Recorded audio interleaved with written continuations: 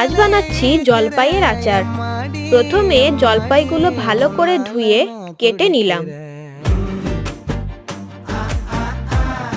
তারপর পরিমাণ মতো চিনি দিয়ে 30 মিনিট মেখে রেখে দিলাম। এরপর কড়াইতে শুকনো খোলায় নেড়ে একটা ভাজা মশলা তৈরি করে গুঁড়ো করে নিলাম।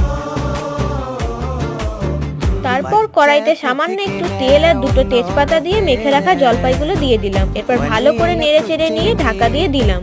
কিছুক্ষণ পর ঢাকনা খুলে হলুদ গুঁড়ো, লঙ্কা গুঁড়ো, 3-4টে কাঁচা লঙ্কা দিয়ে নেড়ে চেড়ে নিয়ে আবার কিছুক্ষণ ফুটিয়ে নিলাম। তারপর জলপাইগুলো সিদ্ধ হয়ে গেলে শেষে একটু ভাজা মশলা আর পরিমাণ মতো বিট নুন দিয়ে মিশিয়ে শুকনো শুকনো হয়ে গেলে নামিয়ে নিলাম। রেডি হয়ে গেল জলপাইয়ের আচার। আমার এই ভিডিওটি যদি তোমাদের ভালো লেগে থাকে তাহলে আমার চ্যানেলটিকে একটু সাবস্ক্রাইব করে পাশে থেকো।